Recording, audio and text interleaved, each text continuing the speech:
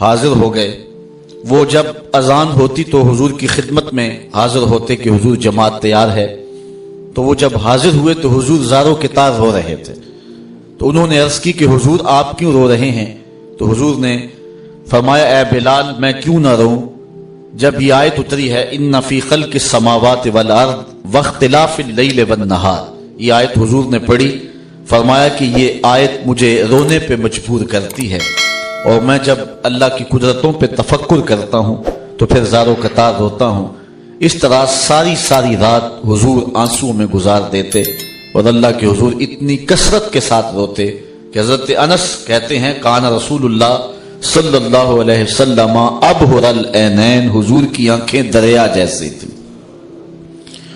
حضور نبی رحمت صلی اللہ علیہ وسلم کی مبارک آنکھوں کا رخ زیادہ زمین کی طرف ہوتا، جب دیکھتے تو آسمان کی طرف کم دیکھتے، زیادہ حضور زمین کی طرف دیکھتے۔ نظرہ الی الارض اکثر من نظرہ الی السماء، آسمان کی طرف بھی حضور کی نگاہیں اٹھتی تھیں لیکن زیادہ دیر حضور زمین کی طرف دیکھا کرتے تھے، اور جب حضور کی نگاہیں اٹھتی تھی تو پھر اللہ جبریل کو بھیجتا تھا۔ قد نرا تقلب وجہک فی السماء، محبوب تیرے چہرے کو ہم بار بار آسمان کی طرف پلٹتے ہوئے دیکھتے ہیں۔ اللہ اکبر۔ تو محبوب اگر پروگرام بن گیا ہے قبلہ تبدیل کرنے کا تو پھر دیر نہ کیجیے، ابھی رخ پھیر لیجیے۔ قبیلہ بنو سلمہ کی مسجد ہے، ظہر کی نماز ہے، 2 رکعتیں پڑھی جا چکی ہیں، 2 رکعتیں ابھی باقی ہیں۔ خاطر آتر میں بات آئی قبلہ بدل جائے تو کیا خوب ہو، تو ابھی دل میں خیال آیا اور خیال سے ہی آسمان کی طرف نظریں اٹھی تو جبریل امین حاضر خدمت ہو گئے، رب کا سندیسہ لے کر، رب کا پیغام لے کر۔ محبوب اگر پروگرام بن گیا ہے تو پھر دیر نہ کیجیے، ابھی رخ پھیر لیجیے۔ یا اللہ تیری نماز تو پوری ہو لے، کہا میری نماز بعد میں پوری ہوگی، پہلے تیری مرضی پوری ہوگی۔ اللہ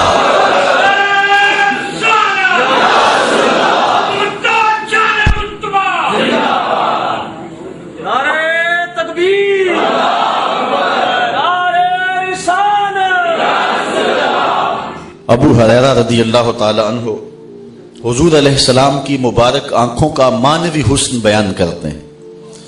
ایک تو حضور کی مبارک آنکھوں کا ظاہری حسن ہے کہ پتلیاں انتہائی سیاہ تھیں، سفید رنگ میں سرخ رنگ کے ڈورے تھے، سرما نہ لگانے کے باوجود بھی سرما لگا رہتا تھا، پلکیں دراز اور لمبی تھیں، کیا خوب سجن دیاں اکھیاں نے جی میں پار کے سرائیاں رکھیاں نے، کتنی خوبصورت آنکھیں تھی جھیل جیسی۔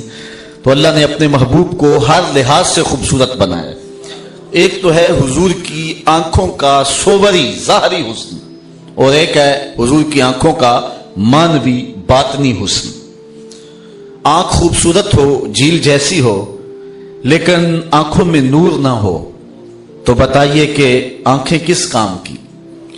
وہ نرگسی آنکھیں، خوبصورت آنکھیں، پلکیں خوبصورت، لیکن ان میں روشنی ہی نہیں ہے، ان میں بصارت کا اجالا ہی نہیں ہے۔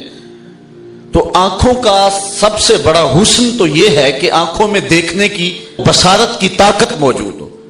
اللہ کے محبوب علیہ السلام کو اگر خوبصورت آنکھیں دی گئی ہیں تو اس میں بصیرت کتنی رکھی گئی ہے اور بصارت کتنی ڈال دی گئی ہے۔ آؤ حضرت ابو ہریرہ سے پوچھتے ہیں رضی اللہ تعالی عنہ سے۔ کہتے ہیں قال رسول اللہ صلی اللہ علیہ وسلم حل ترون قبلتی ہا ہونا واللہ ما یخفى علی رکوعکم ولا خشوعکم انی لاراکم من وراء ظہری۔ حضور نے فرمایا جس طرح میں آگے دیکھتا ہوں اس طرح میں پیچھے بھی دیکھتا ہوں، تمہارے رکوع بھی مجھ سے مخفی نہیں ہیں اور دلوں میں پیدا ہونے والے خشوع بھی مخفی نہیں ہیں۔ اور اقبال کہتا ہے اے فروغت صبح آثار و دہور چشم تو بھی نندائے ما فی الصدور، تیری نظر تو سینوں کے چھپے ہوئے راز بھی دیکھتی ہے۔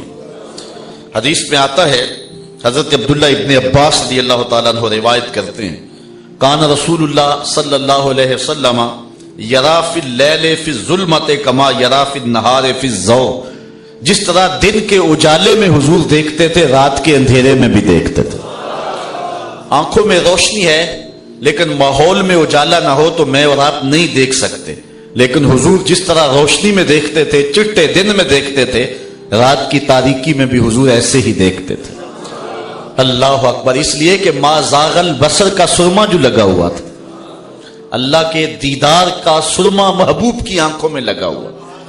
حضرت امام حلبی نے لکھا ہے کہ حضرت موسیٰ نے جب تقاضۂ رؤیت کیا کہ مالک میں تجھے دیکھنا چاہتا ہوں، تو جواب کیا ملا تھا؟ لن ترانی، اے موسیٰ تم مجھے کبھی بھی نہیں دیکھ سکتے، لیکن اس کے باوجود عرض کیا مالک میں تو دیکھنا چاہتا ہوں۔ علماء کہتے ہیں یہ شوق فراواں کیوں تھا؟ جب کہہ دیا گیا کہ تم نہیں دیکھ سکتے تو بار بار تقاضا کیوں تھا؟ علماء کہتے ہیں اللہ کا کلام سنا تھا، اس لیے تڑپ تھی، جس کے کلام میں اتنا لطف ہے، دیدار کا مزہ کیا ہوگا۔ عرض کرتے تھے مالک میں تو تجھے دیکھنا چاہتا ہوں۔ کہا اچھا اس پہاڑ کو دیکھو، اگر یہ اپنی جگہ پہ ٹھہرا رہا تو تم مجھے دیکھ لو۔ اللہ تعالیٰ نے اس پہاڑ پر اپنی تجلی صفاتی کا پرتو ڈالا، اور صوفیاء کہتے ہیں کہ وہ بھی سوئی کے نکے کے 1 کروڑویں حصے کے برابر تھا، اور پہاڑ اس جلوے کی تاب نہ لا سکا، طور جلنے لگا، خرا موسیٰ صائقہ قرآن نے بتایا، حضرت موسیٰ علیہ السلام بھی تاب نہ لا سکے، لیکن جب ہوش آئی تو کہا مالک میں تیری بارگاہ میں رجوع کرتا ہوں، تیری بارگاہ میں میں توبہ کرتا ہوں۔ اللہ اکبر، لیکن اس کے باوصف حضرت موسیٰ علیہ السلام کی نگاہوں میں اتنی تیزی آ گئی تھی، کالی رات کے اندھیرے میں کالے پتھر پر کالے رنگ کی چیونٹی کو 9 فراسخ دور سے، 1 فرسخ 3 میل کا ہوتا ہے، 27 میل دور سے، 50 کلومیٹر دور سے کالے رنگ کے پتھر پر کالے رنگ کی چیونٹی کو شب دیجور کی ظلمتوں میں چلتا ہوا دیکھتے بھی تھے، اور اللہ کا کلام سننے سے کانوں میں ایسی برکت آئی تھی کہ اس کے قدموں کے چلنے کی آواز کو سنتے بھی تھے۔ یہ اللہ نے حضرت موسیٰ علیہ السلام کو طاقت عطا کی ہے۔ اصل بہت بڑی غلطی ہوتی ہے نبی کے حواس کو اپنے حواس پہ قیاس کیا جائے، یا اپنے حواس پر نبی کے حواس کو قیاس کیا جائے۔ اللہ نے نبیوں کو جو قوتیں عطا کی ہیں وہ فراواں ہیں۔ آپ قرآن اٹھائیے، سورہ النمل ہے، حضرت سلیمان جا رہے ہیں، 3 میل دور چیونٹی نے حضرت سلیمان علیہ السلام کو آتے ہوئے دیکھا، ساتھ ان کا لشکر بھی تھا، تو اس نے اپنی ہمجولیوں سے کہا جلدی جلدی اپنی بلوں میں داخل ہو جاؤ، اللہ کے نبی کا لشکر بے خبری میں تمہیں کچل نہ دے۔ اس بات کو حضرت سلیمان نے سنا اور چیونٹی کی اس بات پہ مسکرائے، فتبسم ضاحکا من قولها، سورہ نمل اٹھائے، اس کی بات پہ مسکرا پڑے۔ اب جو تیوریات کے ماہرین ہیں وہ کہتے ہیں چیونٹی کے منہ میں زبان نہیں ہوتی، پھر یہ بولتی کیسے ہے؟ اس کے منہ کے قریب باریک سے 2 ریشے ہوتے ہیں، جب اس نے بات کرنی ہوتی ہے تو ان بالوں کو قریب کر کے مناسب مقدار میں رگڑتی ہے، اس رگڑ سے جو آواز پیدا ہوتی ہے اس سے اپنی ہمجولی کو کوئی میسج کنوے کر رہی ہوتی ہے۔ حضرت سلیمان کی شان یہ ہے، 3 میل دور چیونٹی کے 2 بالوں کے رگڑنے سے جو آواز پیدا ہوتی ہے اس کو بھی سنتے ہیں، اور اس سے جو مفہوم نکلتا ہے اس کو بھی سمجھتے ہیں۔ اور یہ اس نبی کی شان ہے جو مسجد اقصی میں مقتدی بن کے تیرے نبی کے پیچھے کھڑا تھا۔ جب مقتدی کی یہ شان ہے تو مقتدا کی شان کا عالم کیا ہوگا؟ تو حضرت موسیٰ علیہ السلام اللہ کا دیدار گو تاب نہ لا سکے، اور وہ بھی تجلی ذاتی نہیں تھی، تجلی صفاتی تھی، اس کا بھی پرتو تھا، عکس تھا، سایہ تھا، ظلال تھا، اور وہ بھی تاب نہ لا سکے، اور پہاڑ بھی جل اٹھا، لیکن آنکھوں میں دیدار الہی کا سرما تو لگ گیا نا، چمک تو پڑی نا، اتنی نگاہ تیز ہو گئی، کالی رات کے اندھیرے میں کالے پتھر پر کالے رنگ کی چیونٹی کو 9 فراسخ دور سے دیکھتے بھی تھے، اور اس کے قدموں کی آہٹ کو سنتے بھی تھے۔ یہ اس کی نگاہ کا عالم ہے کہ جس نے تجلی صفاتی کے پرتو کو پہاڑ پر پڑتے ہوئے دیکھا اور تاب نہ لا سکا، اور جس نے دیکھا اور آنکھ بھی نہیں جھپکی، اس محمد عربی کی نگاہوں کا عالم کیا ہوگا؟ جس کے بارے رب کہہ رہا ہے ما زاغ البصر وما طغى، میرا محبوب نہ آنکھ جھپکتا ہے اور نہ آنکھ کے اندر جو ہے وہ طغیانی آتی ہے۔ اللہ اکبر. دنیا کے اوپر آپ نے نہیں دیکھا ہوگا, ضابطہ یہی ہے دنیا کا کہ نظر منظر کی تعریف کرتی ہے. آپ خوبصورت منظر دیکھتے ہیں تو آپ کہتے ہیں, آج کل لوگ شمالی علاقہ جات میں جاتے ہیں تو کہتے ہیں جناب کیسا منظر ہے, برف پوش وادیاں, پربتوں پہ اگے ہوئے درخت, پھوٹتے ہوئے جھرنے, بہتی ہوئی ندیاں. اقبال نے بھی کوئی ایسا منظر دیکھا تھا کشمیر میں تو اس نے بے ساختہ کہا تھا, من خدا را آنجا دیدم بے حجاب, میں نے اس کے جلوے یہاں بے حجاب دیکھے, میں نے رب کو وہاں بے نقاب دیکھا ہے. نظر منظر کو دیکھتی ہے. دنیا کا ضابطہ یہ ہے کہ نظر منظر کی تعریف کرتا ہے. آپ نے یہی سنا ہوگا, کسی شخص کو دیکھیں خوبصورت ہو تو بندہ کہتا ہے یار قدرت کا کیسا شاہکار تھا. لوگ آتے ہیں حج اور عمرے کے بعد پھر مدینے کی گلیوں کے قصے سناتے ہیں کہ نہیں. تو دنیا کا ضابطہ یہی ہے کہ جب نظر منظر کو دیکھتی ہے تو نظر منظر کی تعریف کرتی ہے. لیکن معراج کی شب یہ ضابطہ بدل گیا. جب نظر نے اس منظر کو دیکھا تو منظر پکار اٹھا, ما زاغ البصر وما طغى, کیسی آنکھ ہے, نہ بھٹکتی ہے نہ بہکتی ہے. اللہ اکبر. تو جس نگاہ نے تجلی صفاتی کے پرتاؤ کو دیکھا اس نگاہ کے کیا کہنے, اور جس نگاہ نے جلوہ ذات جو ہے وہ ڈائریکٹ دیکھا اس محمد عربی کی نگاہوں کا عالم کیا ہے. اسی لیے فرمائی انی ارا ما لا ترون واسمع ما لا تسمعون, جو میں دیکھتا ہوں وہ تم نہیں دیکھتے اور جو میں سنتا ہوں وہ تم نہیں سنتے. ہمارے بزرگ فرمایا کرتے تھے, اللہ ان کی قبر پہ کروڑوں رحمت نازل فرمائے. ترمذی کی حدیث ہے, جب میاں بیوی آپس میں الجھ پڑتے ہیں گھر کے اندر تو بیوی شوہر کو کوسنے دیتی ہے کہ جب سے تیرے گھر آئی ہوں میرا تو قرار لٹ گیا. ماں باپ کے گھر میں کیسی آسودہ حال زندگی تھی, میں تو مصیبت میں پھنس گئی ہوں, تیرے ساتھ میرا نکاح ہوا ہے. تو جب وہ اس کو کوسنے دیتی ہے تو اس مرد صالح کی بننے والی بیوی حور منظر دیکھتی ہے جنت سے. اور جنت کہاں ہے؟ 7 آسمانوں کے اوپر. ایک آسمان کتنی دور ہے؟ عربی نسل گھوڑا سرپٹ دوڑے بغیر کسی وقفے کے 500 سال کے بعد پہلے آسمان تک پہنچے. پھر اتنی موٹائی, پھر 2 آسمانوں کے درمیان فاصلہ, پھر دوسرا آسمان, پھر آگے اللہ حاصل قیاس. لیکن جنت وہاں اور وہاں سے حور دیکھتی بھی ہے اور اس لڑائی کی آواز کو سنتی بھی ہے اور جواب بھی دیتی ہے. قاتل کلا, تیری خرابی ہو, اسے کیوں تنگ کرتی ہے, یہ تو چند دن تیرے پاس ہے, یہ تو میرا شوہر ہے. یہ کون کہتی ہے؟ حور. اور کہاں سے دیکھتی ہے؟ جنت سے. اور جنت کہاں ہے؟ 7 آسمانوں کے اوپر سدرا کے پاس. اور حور کون ہے؟ میرے نبی کے غلام کی بننے والی بیوی ہے. جب میرے نبی کے غلام کی بننے والی بیوی کی نگاہوں کا عالم ہے کہ وہ جنت سے دیکھتی ہے, یارو مدینہ تو دور ہی کوئی نہیں. تو کہا انی ارا ما لا ترون واسمع ما لا تسمعون, جو میں دیکھتا ہوں وہ تم نہیں دیکھتے اور جو میں سنتا ہوں وہ تم نہیں سنتے. حضرت عقبہ بن عامر رضی اللہ تعالیٰ عنہ سے ایک روایت لیتے ہیں. امام بخاری نے روایت کی ہے, امام مسلم نے بھی روایت کی ہے. حضرت عقبہ بن عامر کہتے ہیں کہ رسول کریم نے ارشاد فرمایا, وَإِنَّ مَوْعَدَكُمُ الْحَوْض وَإِنِّي لَأَنظُرُ إِلَيْهِ مِن مَقَامِي هَذَا, فرمایا تمہارا وعدہ حوض ہے, حوض کوثر, وہاں پہ ملاقات ہوگی. اللہ اکبر. وہاں سے تمہیں جام بھر بھر کے پلائے جائیں گے. حضور نے فرمایا میں یہاں کھڑے ہو کے اب بھی اسے دیکھ رہا ہوں. حضرت ثوبان رضی اللہ تعالیٰ عنہ روایت کرتے ہیں کہ حضور نے ارشاد فرمایا, ان اللہ زوال الارض حتی رأیت مشارقها و مغاربها, اللہ نے میرے لیے دھرتی کو سمیٹ دیا ہے, دھرتی کو میرے لیے سمیٹ دیا ہے. میں اس دھرتی کے مشرق کو بھی دیکھتا ہوں, اس کے مغرب کو بھی دیکھتا ہوں. کوئی چیز محبوب کی نگاہوں سے پوشیدہ نہیں ہے, ہر چیز محبوب کی نگاہوں میں. سنو, حضور علیہ السلام فرماتے ہیں قرب قیامت میں جب دجال آئے گا تو میرے کچھ غلام اس کے مقابلے میں نکلیں گے. بخاری کی روایت ہے, میرے غلام اس دجال کے مقابلے میں آئیں گے. میں اپنے ان غلاموں کو جانتا ہوں.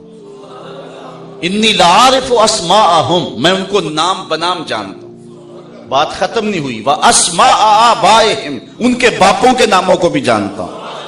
بات ختم نہیں ہوئی. وَأَلْوَانَ خُيُولِهِمْ, جن گھوڑوں پہ چڑھ کے جہاد کریں گے میں محمد ان گھوڑوں کے رنگوں کو بھی جانتا ہوں. کوئی چیز پوشیدہ رہی نہیں ہے. اللہ اکبر. آپ جانتے ہیں ہوا ہے جنگ موتا, تو حضور اس میں خود شریک نہیں ہوئے تھے. تو آقا کریم علیہ السلام مدینے میں تھے اور موتا کے مقام پہ لڑائی ہو رہی تھی، اور حضور مدینے میں بیٹھ کے موتا میں ہونے والی لڑائی کا حال سنا رہے تھے۔ اللہ اکبر۔ حضور نے فرمایا کہ اب جھنڈا حضرت زید کے ہاتھ میں ہے، پھر فرمایا فوسیبا، انہیں شہید کر دیا گیا، پھر کہا اب جھنڈا عبداللہ ابن رواحہ کے پاس ہے، پھر فرمایا وہ بھی شہید کر دیا گیا، اور حضور کی آنکھوں میں آنسو تھے، حضور روتے جا رہے تھے۔ اچانک حضور کے چہرے پہ خوشی آئی اور آقا کریم نے فرمایا اب جھنڈا اللہ کی تلوار خالد بن ولید کے ہاتھ میں آ گیا، اور اللہ تعالیٰ فتح عطا فرمائی۔ اور جب لوگ واپس غزوہ موتا سے آئے، اللہ اکبر، تو جو حضور نے بتایا تھا ایسے ہی ہوا۔ یار حضور تو حضور رہے، حضور کی شان تو وراء الورا ہے۔ حضرت عمر بیٹھے ہیں مسجد نبوی کے منبر پہ، نہامد میں جنگ ہو رہی ہے، 1 مہینے کی مسافت ہے، حضرت ساریہ امیر لشکر ہیں، حضرت عمر رضی اللہ تعالیٰ عنہ خطبہ دے رہے ہیں، ادھر حضرت ساریہ پہاڑ کو چھوڑ کے آگے بڑھنے لگے، دشمن پیچھے سے آنے لگا، حضرت عمر نے یہاں سے کہا یا ساریہ الجبل، اے ساریہ پہاڑ نہیں چھوڑنا، یہ شان ہے خدمتگاروں کی، سرکار کا عالم کیا ہوگا۔ حضرت غوث اعظم شیخ عبد القادر جیلانی محبوب سبحانی فرماتے ہیں میں مشرق میں ہوں اور میرا مرید مغرب میں ہو، اس کا وہاں سے پردہ اٹھنے لگے میں یہیں سے ڈھانپ دوں، یہ شان ہے خدمتگاروں کی، سرکار کا عالم کیا ہوگا۔ تو اللہ نے اپنے محبوب علیہ السلام کو وہ پیاری آنکھیں عطا کی ہیں جو مانوی اور صوری لحاظ سے ہر لحاظ سے خوبصورت ہیں، اور کیوں نہ ہو ان آنکھوں میں دیدار رب کا سرما لگا ہوا تھا۔ سنیے حضور فرماتے ہیں، حضرت عبد الرحمن بن عائش روایت کرتے ہیں، قال رسول اللہ صلی اللہ علیہ وسلم رأیت ربی عز وجل فی احسن صورہ، اللہ تعالیٰ جل شانہ کو میں نے احسن صورت میں دیکھا ہے۔ اللہ اکبر۔ اعلی حضرت نے یہاں حد کر دی، لوگ جھگڑے میں پڑے رہے، ترازو گاڑ کے بیٹھے رہے، نظر کو، علم کو، سماعت کو تولتے رہے۔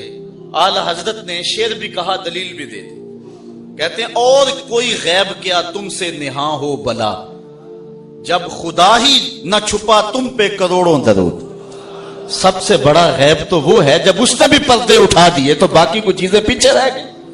تو محبوب حق کی آنکھوں میں دیدار الہی کا سرما لگا تو حضور کی نظروں سے کوئی چیز پوشیدہ نہیں رہی۔ دعا کرو حضور کی نگاہ فیض نصیب ہو جائے۔ اللہ اکبر۔ اقبال کہتا ہے کہ گرد تو گردد حریم کائنات، گرد تو گردد حریم کائنات، از تو خواہم یک نگاہ التفات۔ حضور میں ایک نگاہ کا سوال لیے کھڑا ہوں، مست آنکھیں رضا ما زاگ کے کجلے والی، گر میری سمت بھی اٹھیں تو مقدر جاگے۔ تو دعا کرو حضور کا دیدار ہم سب کو نصیب ہو۔ حضور علیہ السلام کی مبارک ابرو، اس کے بارے میں روایت دیکھتے ہیں حضرت ہند بن ابو حالہ رضی اللہ تعالی عنہ سے، کہتے ہیں کان رسول اللہ صلی اللہ علیہ وسلم ازج الحواجب سوابغ فی غیر کرن بینہما ارق یدرہ الغدب۔ حضور علیہ السلام کے جو مبارک ابرو ہیں وہ تھوڑا سا درمیان میں فاصلہ لیے ہوئے تھے، اور 2 ابروؤں کے درمیان ایک رگ تھی، اور جب آقا کریم غصے میں آتے تو وہ رگ پھڑکنے لگتی۔ اعلی حضرت فرماتے ہیں چشمائے مہر میں موج نور جلال، اس رگ ہاشمیت پہ لاکھوں سلام۔ اللہ اکبر۔ اچھا، حضور کے ابروؤں کے بارے میں 2 روایات ہیں۔ ایک روایت یہ کہ حضور کے ابرو ملے ہوئے ہیں، یہ روایت کان رسول اللہ صلی اللہ علیہ وسلم دقیق الحاجبین، حضور کے ابرو جو ہیں وہ ملے ہوئے تھے، آپس میں ملے ہوئے بھی تھے، جدا ہونے کی روایت بھی ہے۔ وعن علی کان رسول اللہ صلی اللہ علیہ وسلم مقرون الحاجبین، حضور علیہ السلام کے مبارک ابرو جو ہیں وہ آپس میں ملے ہوئے تھے۔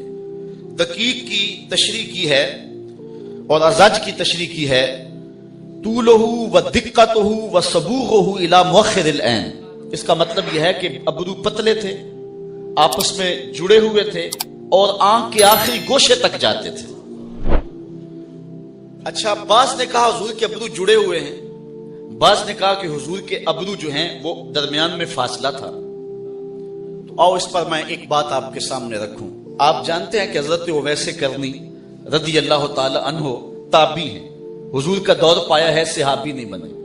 आका करीम कमीज के बटन खोलते और यमन की तरफ रुख करते और कहते मुझे यार की खुशबू आ रही। सहाबा ने कहा वो कौन है जो आप जिससे इतना प्यार कर रहे हैं और वो आपको मिलने भी नहीं आया?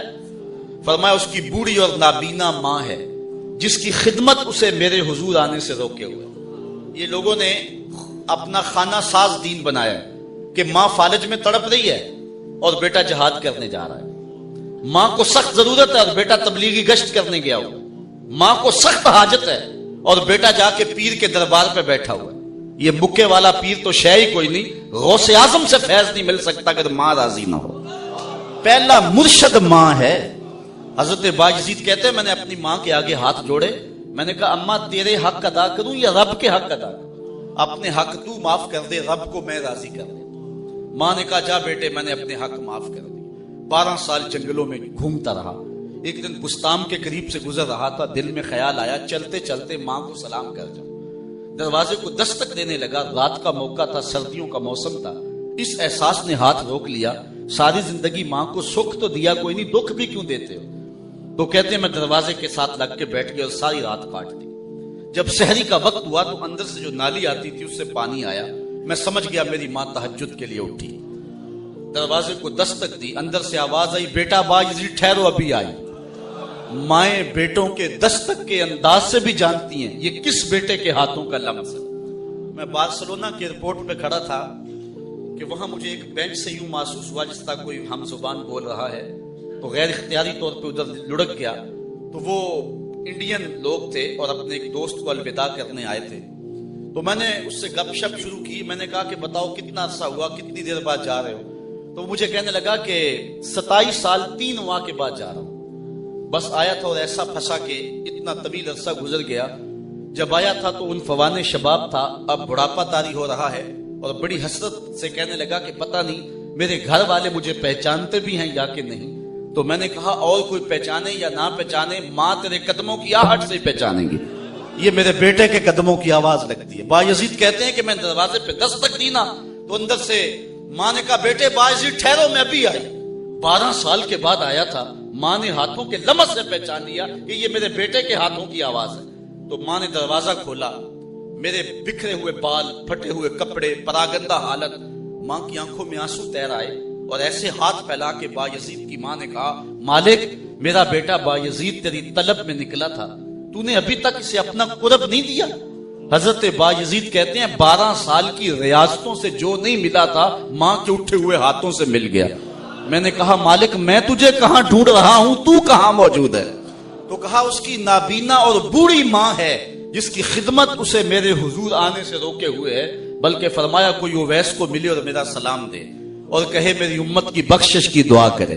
मालूम हुआ जो माँ बाप के खिदमत गुजार होते हैं अल्लाह उनकी दुआएं रद्द नहीं करता। मैंने कुतुब तसव्वुफ में पढ़ा है जो शख्स रोजाना अपने वालिदैन के लिए दुआ करे सारी जिंदगी उसके रिज्क में बेबरकती नहीं आती। अच्छा, हजरत मौला कायनात सैयद अलील मुर्तजा और हजरत उमर रदी अल्लाह ताला अन्हुमा दोनों हाजिर हुए। हजरत वैसे करनी के पास पहुंचे और जाके हुजूर का सलाम दिया। बस वो वैसे करनी तड़प गए और कहा कि हुजूर के लबों पे कैसे मेरा नाम आया था, कैसे कहा था उवैस को सलाम देना। जब ये उमड़ते हुए मोहब्बतों के जज्बात देखे तो कहा इतना प्यार हुजूर से तो तुम हुजूर को मिलने क्यों नहीं आए? सुहैब रूम से आ गए, सलमान फारस से आ गए, बिलाल हबशे से आ गए, यमन तो कोई दूर भी नहीं था। तो जब इतना प्यार है और इतनी तड़प कि सलाम सुन के वजद तारी हो गए तो हुजूर को मिलने क्यों नहीं आए? तो हजरत उवैस ने बात के रुख को बदलते हुए कहा अच्छा तुमने मेरे हुजूर को देखा? उन्होंने कहा शाम सवेरे रहते ही हुजूर की खिदमत में थे। कहा बताओ फिर हुजूर के अबरू जुड़े हुए थे या खुले हुए थे? ये एकदम हैरत में डूब गए। तो हजरत उवैस बोले मुझे पूछ लो, जिसने नहीं देखा उसे पूछ लो। कोई दूर से देखता तो उसे जुड़े हुए नजर आते, करीब आके देखता तो खुले हुए नजर आते। इसलिए बाज ने दूर से देखा तो कहा हुजूर के अबरू जो हैं वो जुड़े हुए थे, और जिन्होंने करीब से देखा तो उन्होंने कहा नहीं खुले हुए थे। अच्छा, हजरत हाजी इमदादुल्लाह महाजर मक्की अलैहि रहमा वो हुजूर के अबरुओं का जिक्र करते और झूम जाते। और फिर क्या कहा उन्होंने عیدگاہ ماں غریباں کوئے تو، عیدگاہ ماں غریباں کوئے تو، اے حلال عید ماں ابروئے تو. کہتے ہماری عیدگاہ تو تیری گلی ہے اور ہماری عید کا چاند تیرے ابرو ہی تو ہیں. اللہ اکبر. اور اعلیٰ حضرت بولے خمِ زلف نبی ساجد ہے محراب ہر دو ابرو میں. حضور کے دو ابروؤں کے درمیان یہ محراب بنتا تھا اور آقا کریم علیہ السلام کی زلفیں لٹک کے کبھی دو ابروؤں کے درمیان آ جاتی اور حضور یہاں سجدہ کرتے. حضرت جابر بن سمرہ رضی اللہ تعالی عنہ فرماتے ہیں کہ رأیت رسول اللہ صلی اللہ علیہ وسلم یسجد علی قصاص شعری، حضور ان بالوں کے اوپر سجدہ فرمایا کرتے. تو اعلیٰ حضرت نے تخیل باندھا، فرماتے ہیں حضور کے ابرو لٹک کے، حضور علیہ السلام کے مبارک بال لٹک کے دو ابروؤں کے محراب میں جب آتے تو پھر منظر کیا ہوتا. یہ محراب بنتی اور خمدار ابرو سجدے میں ہوتے. تو پھر انداز یہ ہے خمِ زلف نبی ساجد ہے محراب ہر دو ابرو میں، خدایا تو ہی والی ہے سیاہ کاران امت کا، خدایا تو ہی والی ہے سیاہ کاران امت کا. حضور نبی رحمت صلی اللہ علیہ وسلم کے مبارک کان، دور و نزدیک کے سننے والے وہ کان، کان لال کرامت پہ لاکھوں سلام. حضرت ابو ہریرہ رضی اللہ تعالیٰ عنہ فرماتے ہیں فی عینیہ حمرہ حسن اللحیہ حسن الفم تام الاذنین. حضور کی آنکھوں میں سرخی تھی، داڑھی خوبصورت تھی، منہ حضور کا خوبصورت تھا اور کان مکمل تھے. مکمل یعنی حسن و جمال میں مکمل. اللہ اکبر. حضرت عائشہ رضی اللہ تعالیٰ عنہ فرماتی ہیں حضور کے کانوں کا حسن کہ حضور علیہ السلام کی مبارک زلفیں حضور کے کانوں کو چھپا لیتی تھی اور حضور کی سیاہ خمدار زلفیں تھیں. اور کبھی ایسا ہوتا کہ زلفیں ہٹتی اور حضور کے کان زلفوں کے اندر سے نظر آتے. تو پھر ذرا دیکھیے منظر. کہتی ہیں وَتَخْرُجُ الْأُذُنُ بِبِيَاضِهَا مِنْ تَحْتِ ذَلِكَ الْغَدَائِرِ كَأَنَّمَا تُوقَدُ الْكَوَاكِبُ الدُّرِّيَّةُ بَيْنَ ذَلِكَ السَّوَادِ. کہتے ہیں جب اچانک حضور کے بال ہٹتے اور نیچے سے حضور کے کان مبارک نظر آتے تو ایسے لگتا کالی بدلیاں ہٹی ہیں اور ستارے نظر آنے لگے. اللہ اکبر. اور حضور علیہ السلام کے جس طرح کان ظاہری طور پہ خوبصورت ہیں، باطنی حسن بھی حضور کو کانوں کا دیا گیا. فرمایا انی ارا ما لا ترون و اسمع ما لا تسمعون. جو میں دیکھتا ہوں وہ تم نہیں دیکھتے اور جو میں سنتا ہوں وہ تم نہیں سنتے ہو. بلکہ فرمایا اسمع صلاۃ اہل محبتی و عارفہم. جو شخص بھی میرے اوپر محبت سے درود پڑھے میں اس کے درود کو سنتا بھی ہوں اور پڑھنے والے کو پہچانتا بھی ہوں. حضرت میمونہ رضی اللہ تعالیٰ عنہ فرماتی ہیں کہ ایک دن تہجد کا وقت تھا، حضور علیہ السلام میرے ہاں موجود تھے، وضو کرنے کے لیے تشریف لے گئے تو اچانک حضور علیہ السلام نے فرمایا لبیکا لبیکا لبیکا نصرتا نصرتا نصرتا. تیری مدد ہو گئی، میں آ گیا، میں حاضر ہوں. یہ حضور نے تین بار فرمایا.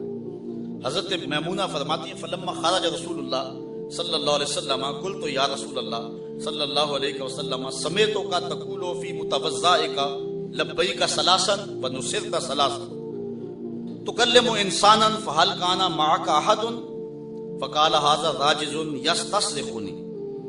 کہا حضور آپ وضو خانے میں گئے ہیں اور آپ نے 3 مرتبہ کہا لبئی، 3 مرتبہ کہا نصرت.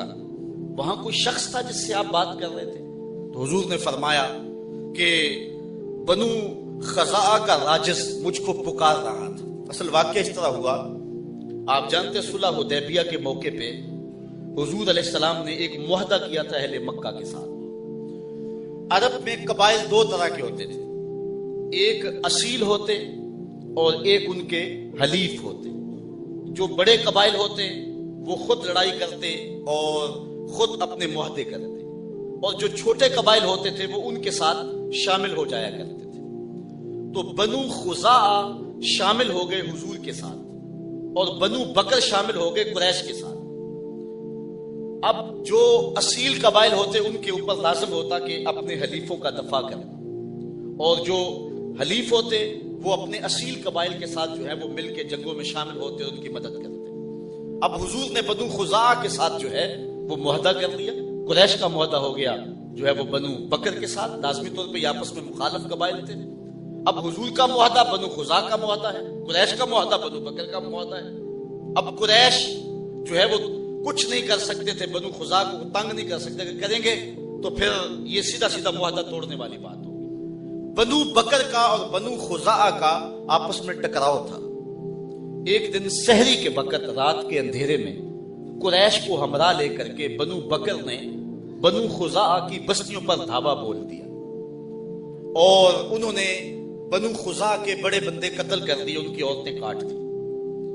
اور بنو خزاع کے خلاف اس لڑائی میں قریش شامل ہوئے بنو بکر کے ساتھ. لیکن بنو خزاع کے لوگوں نے دیکھ لیا کہ قریش بھی بنو بکر کی پشت پہ ہیں اور ہمارے ساتھ جو ظلم ڈایا ہے، یہ غضب توڑا ہے، یہ قریش نے توڑا ہے.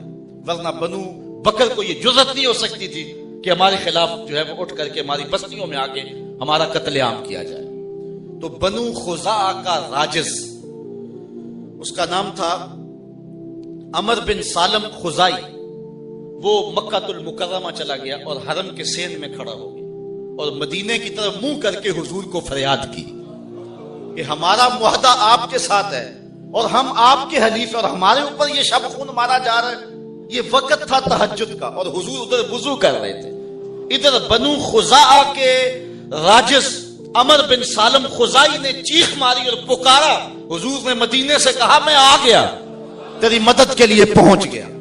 اور فتح مکہ پھر ہوا ہے اور حضور علیہ الصلوۃ والسلام نے پھر 10,000 کا لشکر لے کر کے جو ہے وہ مکے آئے ہیں. یہ قریش نے معاہدہ توڑا تھا بنو خزاع کے ساتھ ظلم کر کے. تو حضور علیہ السلام کی سماعت کا عالم یہ ہے کہ مکے سے ایک حلیف پکار رہا ہے تو حضور مدینے سے سن رہے ہیں. اچھا یہاں غور کرنا ہوگا، وہ حلیف ابھی مسلمان نہیں ہوئے تھے، تو جو غیر مسلم بھی ہوں لیکن معاہدہ حضور سے ہو گیا، حلیف حضور کے ہیں، تو وہ پکارے تو حضور مدینے میں سنیں. تو اگر امتی پکارے تو نبی پھر نہیں سنے گا. بندہ مٹ نہ جائے آقا پہ تو وہ بندہ کیا ہے، بے خبر ہو جو غلاموں سے وہ آقا کیا ہے. دور طیبہ سے جب بھی میں تڑپا کبھی، ان کو حالات کی سب خبر ہو گئے. حضور کی پیشانی کے بارے میں فرمایا حضرت ہند بن ابی حالہ نے، کان رسول اللہ صلی اللہ علیہ وسلم واسع الجبین، حضور کی پیشانی جو ہے وہ کشادہ تھی.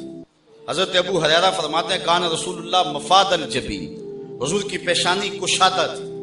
اور ایک روایت میں کان رسول اللہ اجل الجبین اذا طالع جبینہ من بین الشعر او طالع من فلک الشعر او عند اللیل او طالع بوجهه علی الناس ترى جبینہ کانہ السراج المتوقد یتلالع او کانوا یقولون هو صلی اللہ علیہ وسلم. حضرت ابو ہریرہ فرماتے ہیں کہ حضور کی پیشانی اتنی اجلی تھی کہ کبھی بال ہٹتے یا حضور کسی مجلس میں تشریف لاتے یا دور سے حضور نظر آتے، پیشانی کی چمک دیکھ کے لوگ کہتے وہ رسول اللہ آ گئے. اللہ اکبر. ام المومنین سیدہ عائشہ کہتی ہیں کہ ایک دن میں چرخہ کاٹ رہی تھی اور آقا کریم علیہ السلام اپنے نالین کو خود پیبند لگا رہے تھے. تو میں نے کیا دیکھا کہ حضور کی پیشانی پہ شبنمی قطرے نمودار ہوئے، پسینے کے قطرے آئے. تو کہتے میں نے دیکھا تو دیکھتے دیکھتے میرا چرخہ رک گیا، ایسی کھوسی گئی کہ میرا چرخہ رک گیا. تو جب میرا چرخہ رکا تو حضور علیہ السلام نے فرمایا مالک یا عائشہ، عائشہ کیا ہو گیا، یہ تم کام کیوں چھوڑ دیا؟ تو میں نے آگے سے کہا ولو اراکا ابو کبیر الحزلی لعالم انک احق بشیرہ حیث یقول واذا نظرت الی اسرت وجهہ برکت بروک العارض المتحلل. میں نے کہا حضور ابو کبیر حزلی اگر آج آپ کی پیشانی دیکھ لیتا نا، اس نے جو تصوراتی محبوب کی پیشانی کے حسن کا نقشہ کھینچا ہے تو وہ کہتا میرا محبوب یہی ہے. اللہ اکبر. یہ پیشانی تھی اللہ نے اپنے محبوب کو عطا کی. اور اعلیٰ حضرت فرماتے ہیں جس کے ماتھے شفاعت کا صحرا رہا اس جبین سعادت پہ لاکھوں سلام. حضرت ہند بن ابی حالہ فرماتے ہیں کان رسول اللہ صلی اللہ علیہ وسلم عظیم الہامہ، حضور کا سر بڑا تھا، حضور کا سر بڑا تھا. حضرت علی المرتضیٰ فرماتے ہیں کان رسول اللہ ضخم الراس، حضور کا سر کشادہ تھا. سر کی کشادگی موزونیت کے ساتھ تھی اور بڑے سر سرداروں کے ہوتے. اور اعلیٰ حضرت فرماتے ہیں جس کے آگے سرے سربراہ خم رہے اس سرے تاج عزت پہ لاکھوں سلام۔ اللہ اکبر۔ حضور علیہ السلام کے مبارک بالوں کی کہانی سنی۔ حضرت انس کہتے ہیں کانا شعر النبی صلی اللہ علیہ وسلم رجلا لا جاد ولا سبت۔ حضور علیہ السلام کے مبارک بال جو ہیں وہ ہلکا سا خم لیے ہوئے تھے، نہ بالکل گنگریالے نہ بالکل سیدھے۔ اور حضرت انس کہتے ہیں کانا شعر رسول اللہ الی نصف اذنیہ، حضور کے مبارک بال نصف کان تک تھے۔ حضور نے زلفیں رکھی ہیں صرف حج کے موقع پہ اور عمرے پر حضور نے حلق کروایا، باقی ساری زندگی حضور نے زلفیں رکھی، اور یہ حضور کی سنت ہے۔ تو حضور کے مبارک بال جو ہیں وہ نصف کان تک تھے۔ اور ایک روایت میں آتا ہے کہ عظیم الجمہ الی شہمت اذنیہ، کانوں کی لوؤں تک تھے۔ اور ایک روایت میں آتا ہے لہو شعر یضرب منکبیہ، حضور کے مبارک بال کندھوں کا بوسہ لیا کرتے تھے۔ یعنی کئی طرح کی روایات، ایک روایت میں نصف کان تک، ایک روایت میں کانوں کی لوؤں تک، ایک روایت میں جو ہے وہ حضور علیہ السلام کے مبارک بال جو ہیں وہ حضور علیہ السلام کے کندھوں تک گئے ہوئے تھے۔ اب علماء نے اس کی تطبیق کی ہے کہ جب حضور بال کٹواتے تھے تو نصف کان تک کٹوا دیتے، پھر بڑھتے بڑھ کے کندھوں تک جب پہنچ جاتے تو پھر دوبارہ کٹوا دیتے۔ اس لیے جس نے نصف کان تک دیکھی انہوں نے یہ کہہ دیا، جس نے نیچے دیکھے اس نے یہ کہہ دیا، اور جس نے اس سے نیچے دیکھے اس نے وہ کہہ دیا۔ اور آقا کریم نے یہ بھی ارشاد فرمایا من کان لہ شعر فلیکرمہ، جو بال رکھے اس کو چاہیے کہ سوار کے بھی رکھے۔ یکسر دہن راسہ وتسریہ لحیتہ، حضور علیہ السلام اپنے سر کو تیل زیادہ لگایا کرتے تھے اور اپنی داڑھی مبارک کو جو ہے وہ سیدھا رکھا کرتے تھے۔ کبھی حضور حجامت کرواتے تو لوگوں کے بخت جاگ جاتے۔ حضرت انس سے ایک روایت سنی، کہتے ہیں کہ ایک دن حضور نے حجامت کرائی، حج کا موقع تھا۔ ثم دعا بالحلاق، حضور علیہ السلام نے جو ہے وہ حجام کو بلایا، وناول الحالق شقہ الایمن، حضور نے اپنی دائیں جانب حلاق کے آگے کی، فحلقہ، تو اس نے آپ کے بال مبارک کاٹ دیے۔ ثم دعا ابا طلحہ الانصاری، پھر حضرت ابو طلحہ انصاری کو بلایا، فآتاہ، اور ان کو وہ بال عطا کر دی۔ ثم ناول شقہ الایسر، پھر اپنی بائیں جانب حجام کے آگے کی، فقال اہلک، اور فرمایا اب یہاں سے بال کاٹو۔ فحلقہ، اس نے بال کاٹے، فآتاہ ابا طلحہ، وہ بال بھی حضرت ابو طلحہ انصاری کو دے دیے۔ فقال اقسمہ بین الناس، پھر فرمایا اے ابو طلحہ یہ بال لوگوں میں بانٹ دو۔ حضرت عثمان بن عبداللہ روایت کرتے ہیں کہ حضرت ام سلمہ رضی اللہ تعالی عنہا کے پاس، حضور کی زوجہ محترمہ کے پاس حضور کے کچھ بال تھے۔ مدینے میں جب کوئی بیمار ہو جاتا تو وہ لے کر کے ان کے پاس آ جاتے، تو وہ ڈبیا سے بال نکالتی اور پانی کے گلاس کے اندر اس کو فخدخدتہ لہ تشرب فیہ مریض، تو وہ ان بالوں کو اس پانی کے گلاس کے اندر حرکت دیتی، اور جب حضور کے مبارک منہ نور کی برکت اس پانی میں آ جاتی تو مریض کو دے دیتی، اللہ شفا عطا فرماتے۔ حضرت ثابت بنانی فرماتے ہیں کہ حضرت انس کا جب آخری وقت آیا تو انہوں نے مجھے نصیحت کی کہ میرے پاس کچھ حضور کے مبارک منہ نور ہیں، جب میں فوت ہو جاؤں اور مجھے کفن اور غسل دیا جا چکے، مجھے لحد میں اتارو تو یہ بال میری زبان کے نیچے رکھ دینا۔ اللہ اکبر۔ یہ بال اتنے بابرکت بال ہیں کہ اس کی برکات زمانے نے دیکھی ہیں۔ میں صرف ایک واقعہ بیان کر کے اپنے موضوع کو سمیٹ لیتا ہوں، اور یقیناً حضور کے بالوں کی برکت، منہ انور کا معجزہ آپ کے سامنے آئے گا۔ صحابہ میں ایک نام ایسا ہے جن کو کبھی زندگی میں کوئی شکست نہیں ہوئی، اور وہ نام ہے حضرت خالد بن ولید کا۔ چونکہ انہیں سیف اللہ کہا گیا، اور اللہ کی تلوار کو کون شکست دے سکتا ہے، بلکہ حضرت خالد بن ولید کی آرزو تھی کہ میں راہ حق میں شہید کیا جاؤں، لیکن یہ آرزو ان کی پوری نہیں ہو سکی، اور وہ بستر پہ اپنی طبی موت فوت ہوئے، اس لیے کہ اللہ کی تلوار کو کون توڑ سکتا تھا۔ تو حضرت خالد بن ولید جس جنگ میں بھی گئے ہیں انہیں کامیابی ہوئی۔ ایک مرتبہ حضرت خالد بن ولید پر مشکل آ گئی، جبلہ بن اہم کے مقابلے میں حضرت خالد بن ولید نکلے، اور وہ ایک کثیر لشکر لے کر کے آپ کے مقابلے میں آ گیا۔ حضرت رافع بن عمر تائی وہ بھی آپ کے ساتھی تھے، آپ کے نائب کمانڈر تھے، تو انہوں نے کہا کہ لگتا ہے آج قضا آ گئی، جو حالات ہیں مسلمان پسپا ہونے لگے، اور یہ پہلی بار ایسا ہوا تھا کہ خالد بن ولید کی قیادت میں لڑی ہوئی کوئی جنگ اس میں پسپائی ہو رہی ہے. تو حضرت عمر بن رافع الطائی نے کہا کہ لگتا ہے قضا آ گئی ہے. تو حضرت خالد بن ولید نے کہا کہ مجھے بھی ایسا ہی لگتا ہے کہ کوئی مشکل بن گئی ہے. ادھر یہ پسپا ہو رہے ہیں، ادھر حضرت ابو عبیدہ کو حضور مدینے میں خواب میں ملے اور کہا تم یہاں بیٹھے ہوئے ہو، اللہ کے شیر پہ مشکل بنی ہوئی ہے. بس رات کے موقع پہ حضرت ابو عبیدہ نے اعلان کروا دیا، کہا جلدی تیار ہوئے مجاہد، حضرت خالد بن ولید کی مدد کو پہنچنا ہے. ایک دم قافلہ تیار ہو گیا. وہ تو ہر وقت تیار رہتے تھے، مجاہد نبی کے راستے کے، حق کی راہوں کے مسافر. یہ لشکر تیار ہو کے حضرت ابو عبیدہ کی قیادت کے اندر جب نکلا تو راستے کے اندر انہوں نے ایک منظر دیکھا کہ لشکر سے تھوڑا سا ہٹ کر کے ایک نقاب پوش سوار بھی ساتھ ساتھ چلتا جا رہا ہے. تو حضرت ابو عبیدہ نے اپنے جاسوس سے کہا کہ جاؤ اس کو دیکھو یہ کون ہے، اور کچھ لوگ لے جاؤ اور اس کو پکڑ کے لے آؤ. جب لوگ ان کے قریب گئے تو انہوں نے کہا کہ میرے قریب نہ آنا، میں حضرت خالد بن ولید کی بیوی ام تمیم ہوں. تو کہا کہ تم رات کے موقع پہ لشکر کے ساتھ اس مشکل حالت میں کیوں جا رہی؟ تو انہوں نے کہا کہ جب حضرت ابو عبیدہ نے اعلان کروایا نا کہ جنگ کے لیے نکلو، حضرت خالد بن ولید پہ مشکل آئی ہوئی ہے، تو میں پریشان ہو گئی کہ اللہ کے اس شیر پر کبھی مشکل آئی تو نہیں تھی، تو کیا ہوا؟ تو میں نے جب غور کیا تو ان کی ٹوپی گھر رہ گئی ہے جس میں حضور کے بوئے مبارک سیے ہوئے ہیں، اور جب بھی وہ جنگ پہ جاتے ہیں تو وہ ٹوپی نہیں بھولتے. تو آج وہ میں نے غور کیا کہ ان پہ مشکل کیوں آئی ہے، تو میں نے غور کیا تو ٹوپی گھر پڑی ہوئی ہے، میں ان کو ان کی امانت دینے جا رہی ہوں. یہ لشکر جب پہنچا ادھر حضرت خالد بن ولید نے جبیلہ بن اہم کے مقابلے کے اندر محاذ کو سنبھالا ہوا تھا کہ اچانک 2-3 سوار آگے بڑھے اور جدھر وہ جاتے ہیں دشمن کو دھکیلتے چلے جاتے ہیں.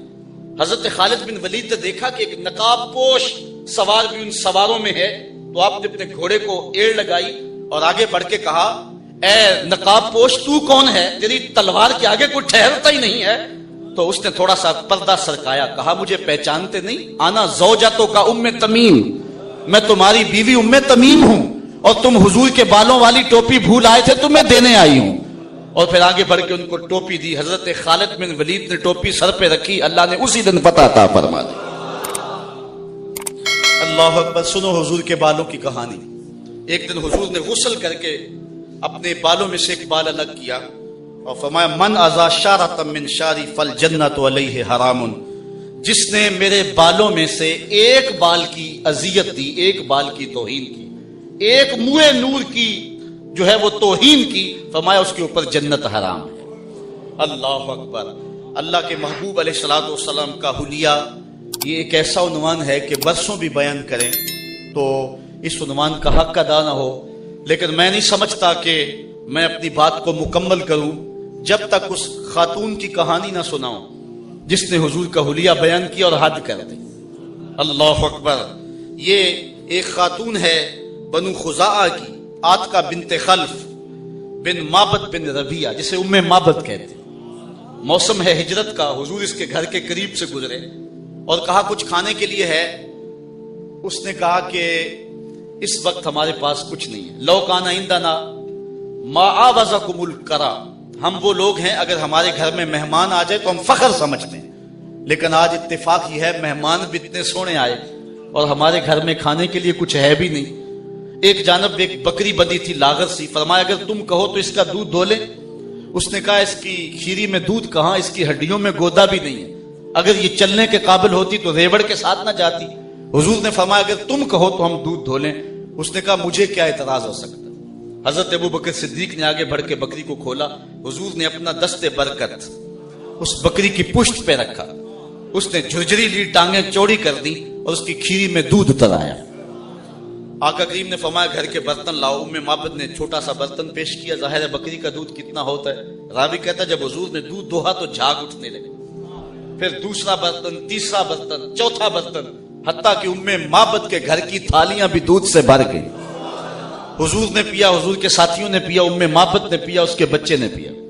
حضور نے برکت کی دعا دی، چلے گئے. ام مابد کو حضور کا نام پوچھنا یاد نہ رہا. اللہ اکبر. لیکن وہ حضور کے جمال میں کھو گئی. شام کو ابو معبد ام معبد کا شوہر جب بکریوں کا ریوڑ لے کر کے آیا نا تو اس نے کچی کلی پہ نور برستے دیکھا. چند لمحوں کے لیے ٹھہرے تھے تم جس پیڑ کے نیچے, سنا ہے آج تک اس پیڑ کا سایہ مہکتا. ابو معبد نے دیکھا تو کہا آج ہمارے گھر میں اجالے کیسے؟ تو ام معبد نے کہا ہمارے گھر میں آج ایک مبارک شخص آیا تھا. حضور کا نام تو پوچھنا یاد نہیں رہا لیکن اپنے طور پہ نام رکھ لیا مبارک. ابو معبد نے کہا وہ مبارک کیسا تھا؟ تو ام معبد حضور کا حلیہ بیان کرنے لگی. اللہ اکبر. اس نے کہا فقالت رأیت رجلا ظاہر الوزار حسن الخلق ملیح الوجه لم تعبه سجلا ولم تزر به سالا قسیم وسیم وفی عینیہ داج وفی اشفارہ وطف وفی صوتہ سہل احول اکحل ازج اکرن فی عنقہ سطع وفی لحیتہ کساسا اذا صمت فعلیہ الوقار واذا تکلم سما وعلاه البہاء حلو المنطق فصل لا نظر ولا حذر کأن منطقہ خضرات نظم یتحدرن ابہى الناس واجملہ من بعید واحسنہ من قریب ربعۃ لا تشنعہ عین من طول ولا تقتحمہ عین من قصر غصن بین غصنین فهو انظر الثلاثۃ منظرا واحسنہم قدرا. یہ حدیث تو بہت لمبی ہے اور ایک ایک لفظ جو ہے وہ دامن کھینچ رہا ہے, لیکن میں اس حدیث کے صرف 2 لفظ آپ کے سامنے رکھوں گا جو ام معبد نے حضور کا نقشہ کھینچا. اس نے کہا خوبصورت تھا, ملیح الوجہ تھا, حسن نمکین تھا, رنگ گورا تھا, قد اونچا تھا. اللہ اکبر. لیکن 2 لفظ سنیے. اس نے کہا ابہى الناس واجملہ من بعید واحسنہ من قریب. میرے شوہر میں کیا بتاؤں کہ وہ مبارک کیسا تھا. جب دور سے چلا آ رہا تھا تو سونا لگتا تھا, قریب آ گیا تو اور سونا لگتا تھا. ذرا غور کیجیے اس کے ایک ایک جملے میں. دور تھا تو سونا لگتا تھا, قریب آ گیا تو اور سونا. کچھ لوگ دور سے بھلے لگتے ہیں, قریب آئیں تو نقوش میں وہ حسن نہیں رہتا. اور کچھ لوگ قریب سے سونے لگتے ہیں, دور جائیں تو پھر دھندلے دھندلے ہو جاتے. لیکن یہ حضور کا کمال حسن ہے, دور سے بھی سونے اور قریب سے بھی سونے. اور یہاں حسن بیان کرتے کرتے سیرت بھی بیان کریں. کچھ لوگ دور سے بھلے لگتے ہیں, قریب آئیں تو بھلے نہیں لگتے. اس کے لہجے میں یوں تو برف تھی لیکن جو چھو کے دیکھا تو ہاتھ جل گئے. دور سے اچھے, قریب آئیں تو جو ہے وہ عجیب مصیبت. دور کے ڈھول سہانے, قریب آئیں تو کان پھٹے. جب کاروبار کر کے دیکھا, دوستی لگا کے دیکھا, رشتہ داری کر کے دیکھا, پتا چلا یہ تو بندہ ہی ٹھیک نہیں. دور دور سے اچھے اور قریب آئیں تو اچھے نہیں. لیکن ام معبد نے کہا وہ دور سے بھی سونا تھا, قریب آیا تو آنکھوں کی پتلیوں میں حیا لکھا ہوا تھا. دور بھی سونا تھا, قریب آیا تو سونا تھا. اچھا اس کا ایک ترجمہ میں بھی کیا کرتا ہوں. دور سے بھی سونا اور قریب سے بھی. جنہوں نے دور سے دیکھا انہوں نے کہا سونا, اور جنہوں نے قریب سے دیکھا انہوں نے بھی کہا سونا. جنہوں نے قریب سے دیکھا نا انہوں نے کہا کل قمر لیلۃ البدر لم ارا قبلہ ولا بعدہ مثلہ. یہ قریب سے دیکھنے والے ابو ہریرہ کی بات ہے. فرماتے ہیں 14ویں کے چمکتے ہوئے چاند کی طرح تھے, اور حضور جیسا نہ پہلے دیکھا نہ بعد میں دیکھا. یہ وہ کہہ رہا جس نے قریب سے دیکھا, اور جس نے 13 صدیوں کے فاصلے پہ کھڑے ہو کے بریلی میں کھڑے ہو کے دیکھا. اس نے کہا خورشید تھا کس زور پر, کیا بھڑ کے چمکا تھا قمر, بے پردہ جب وہ رخ ہوا یہ بھی نہیں وہ بھی نہیں. جس نے قریب سے دیکھا اس کا نام جابر بن سامرہ ہے. اس نے کہا لیلۃ الادھیان تھی, دھاری دار چادر اوڑے حضور محو استراحت تھے. میں کبھی چاند کو دیکھوں کبھی حضور کو دیکھوں.